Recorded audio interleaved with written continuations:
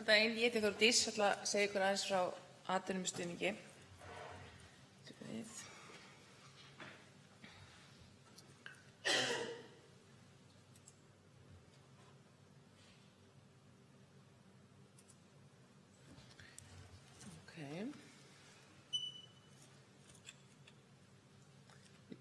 Já. Það er bara hvað er atvinnustuðningi? Við sem sagt erum deild innan Vinnumálastofnunar og við vinnum að því að aðstoða fólk með fötlun að fá vinnu á almennum vinnumarkaði og við leggjum sem sagt áherslu á hæfileika fólks og starfsgetu en ekki fötlun.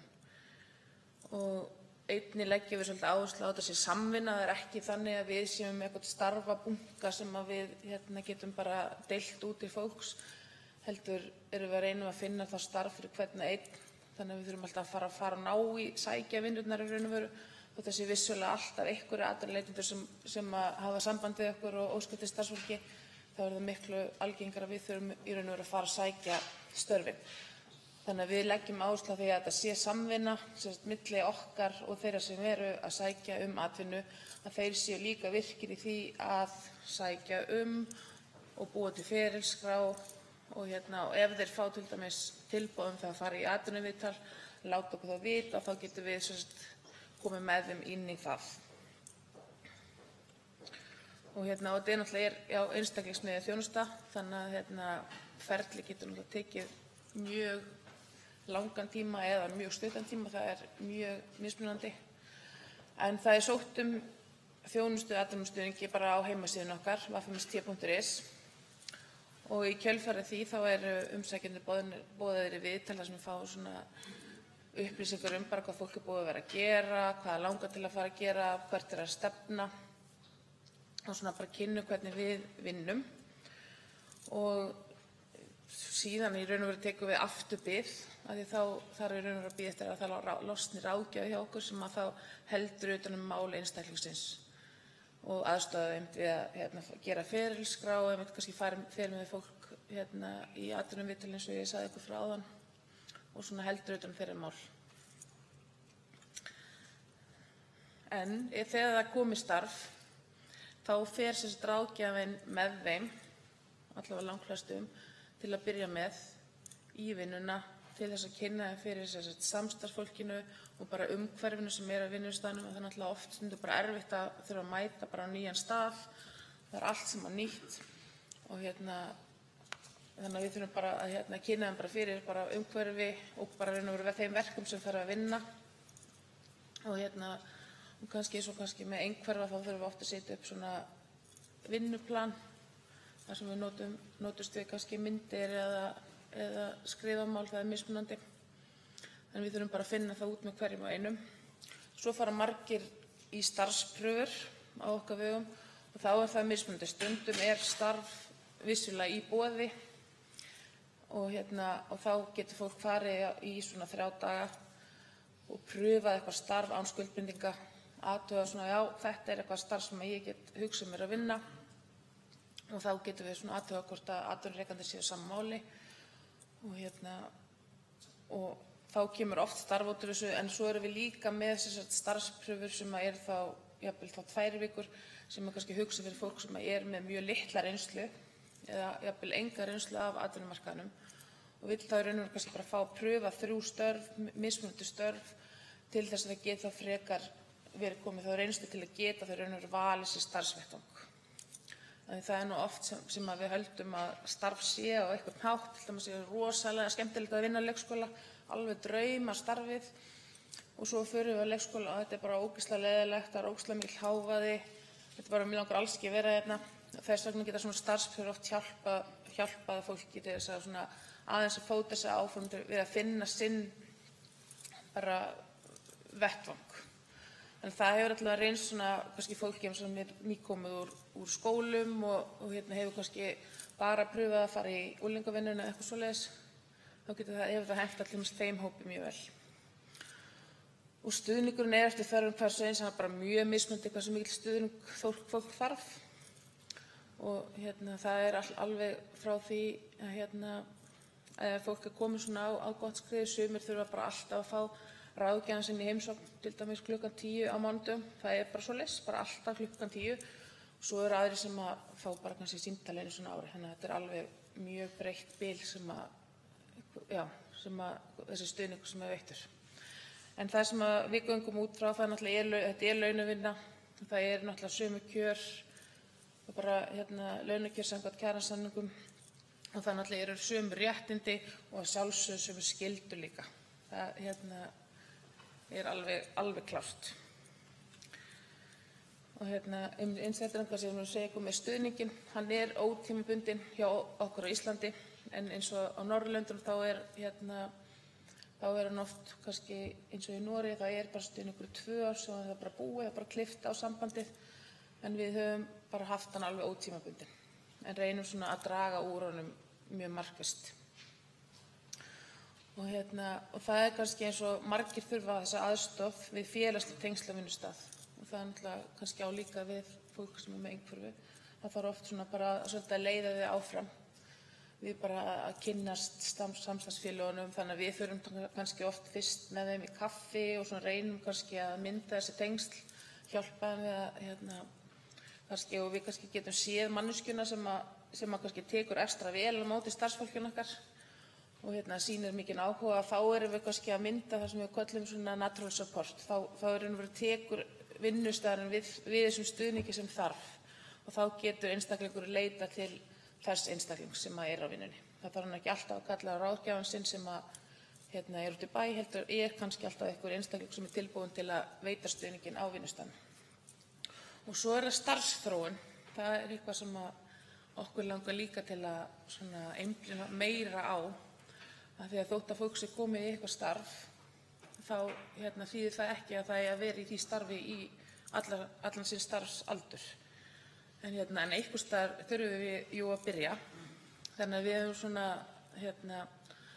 náttúrulega reynt líka stundum að kalla fólk bara inn í viðtöl og reynt bara hvernig búið að ganga. Nú ertu búin að vera kannski 5 ár og stundum reynum við að bara ýta á atvinnurekendur að það sé kannski eðlilegt að bæta við kannski ábyrgð, bæta við verkefnum, breyta verkefnum inn að vinnustaðnum, bara eins og kannski gengur og gerist með alla aðra. Það sé svona einhver starfsþróun í gangi. Og svo náttúrulega sumir vilja náttúrulega bara breyta starfsvettvang. Þá það náttúrulega líka í góðu lagi, bara alveg eins og við viljum öll gera. Það hollt fyrir alla að breyta til. En þetta eitthvað sem við viljum líka aðeins fara að horfa svolítið betur á með okkar fólki. Og svo það sambandið fyrirtæki og stofnanir. Þá náttúrulega mikilvægt að við séum líka í góðum tengslu við atvinnurekendur. Af því að við erum í raun og veru líka að gæta hagsmuna fyrirtækis alveg jafnt og okkar skjólstæðinga. Þannig að alveg eins og við förum, eins og ég var að nefna, það náttúrulega ákveðin réttindi sem við þá reynum að standa vörð með okkar skjólstæðingum, en svo náttúrulega líka skyldur sem að þarf að stundum að minna svolítið fólk á.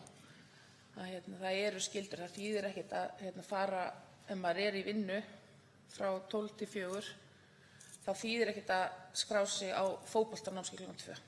Það bara þannig, við erum alltaf, það eru ákveðnar vinnuskyldur og þetta svona kannski það sem hefur stundum gleymst hjá ákveðnum hluta fólks. Og þá komum við líka þar inn í sem þá eru liðsinni fyrir fyrirtækið.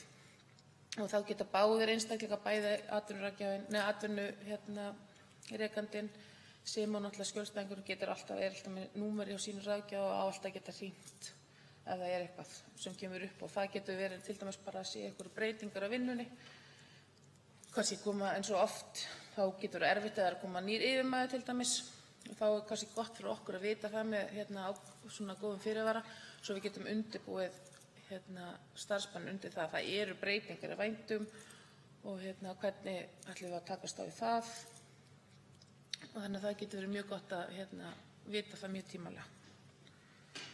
Og svo það eins og kannski nefnt áðan, þá bjóðum við upp á kynningu á vinnusamning öryrkja og við erum umsjónaraðili þess samnings.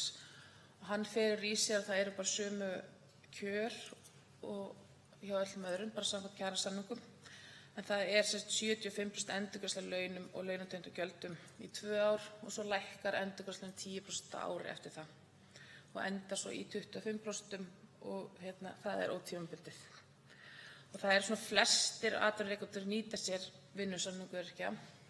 Ég held að séu 7 manns sem eru í vinnu án þess að hafa samning.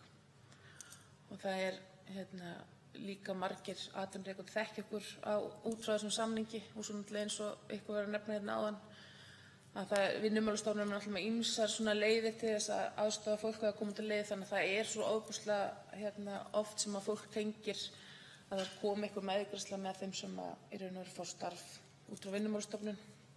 Þannig að þetta hefur alltaf líka hjálpað okkur gríðarlega mikið við að fá störf og það tekur vissulega lengri tíma yfirleitt ef við notum ekki vinnusamningi.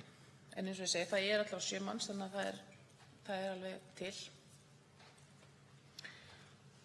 Og þjónustunotendurinn okkar, það hefur breyst svolítið undanfarin ár að við vorum hjá svæðisskrifstofu málefna fatlaðra og sem færðist yfir 2011. Og þá voru þeir sem gátu sótt þessa þjónustu voru bara einstaklingar sem voru með skilgreinda fötlun samkvæmt lögum um málefni fatlaðra.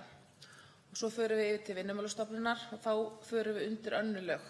Þá förum við undir lög um vinnumarkaðsaðgerðir og þá í raun og veru geta bara allir sótt hjá okkur. Þannig að það er ekki neinar skorður en við náttúrulega teljum að vissulega þurfir ykkur ástæða fyrir að þú þurfir þennan stuðning, þannig að við þá óskum eftir því að það komi þá einhver skýring á því af hverju þeir eru að sækja um.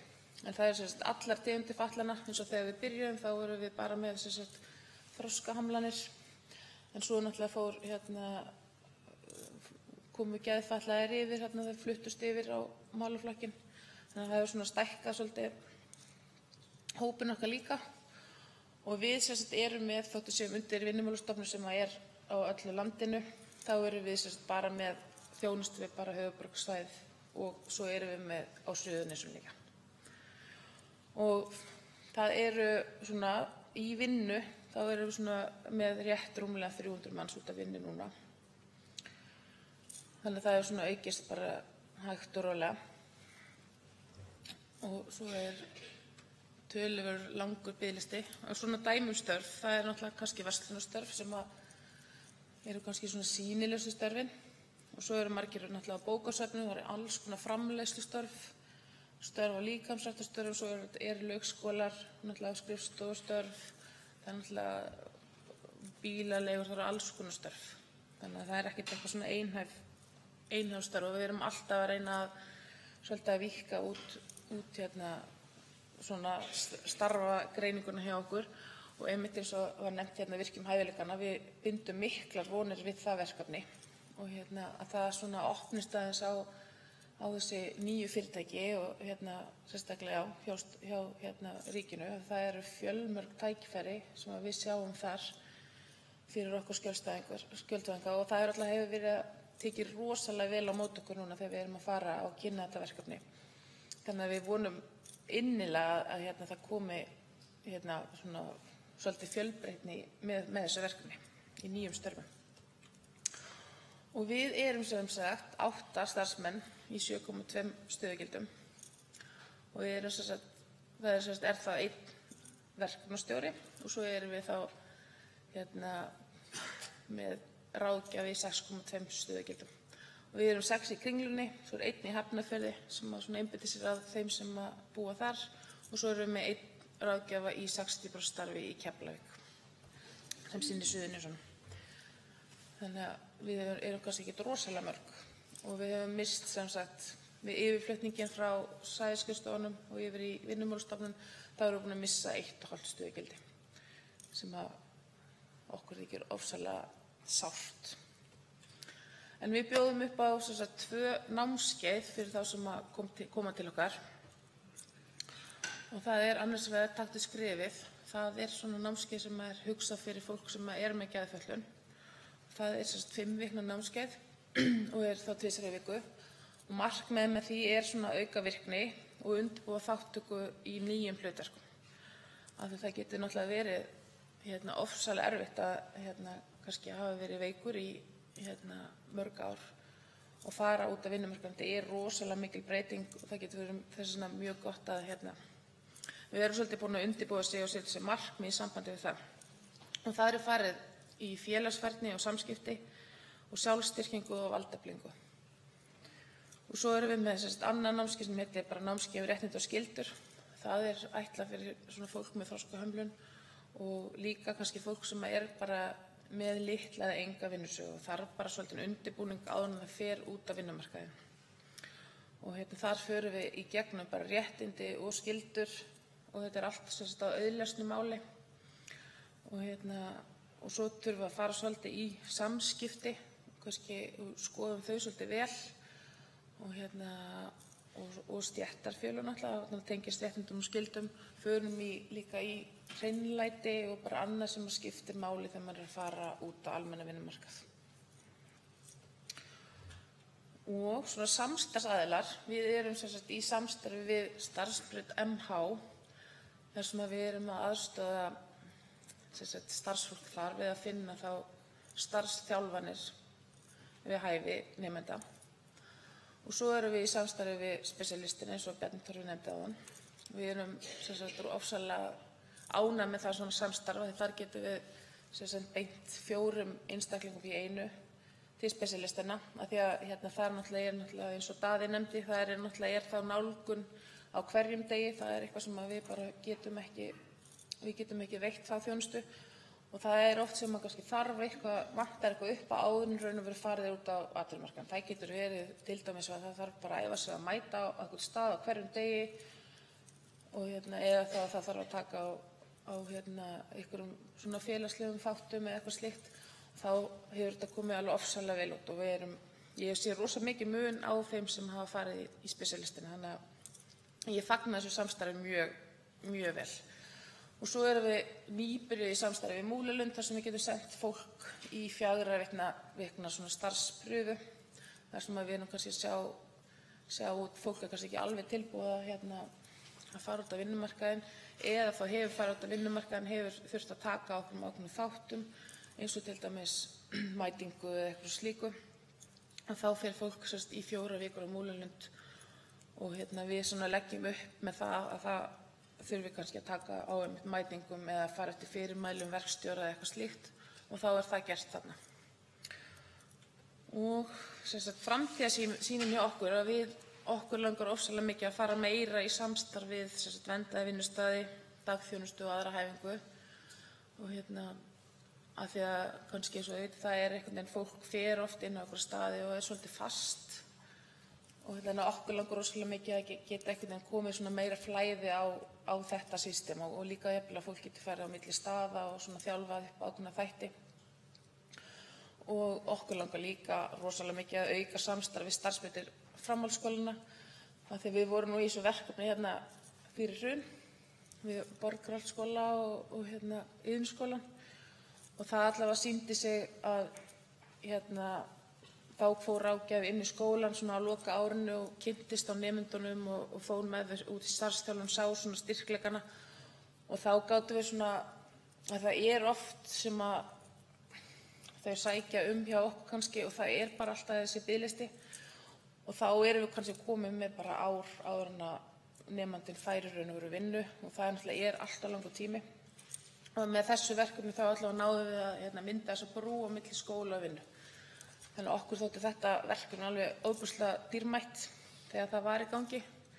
Allavega svona okkar framtíðarsýn er að við getum komið í gang aftur af því það er rosalega gott að grípa þessa nemendur bara strax. Þeir sem að vilja fara beint út á atvinnumarkaðinn að reyna að ná þeim og koma þeim bara, það myndist ekkert gap á milli. Þannig að það er allavega aðeins byrjað aftur með MH, þannig að við vonumst til þess að það verði svona stærra og betra verkefni. Og ég ætla bara að þakka kærlega fyrir að koma með þessa kynningu. Takk fyrir mig.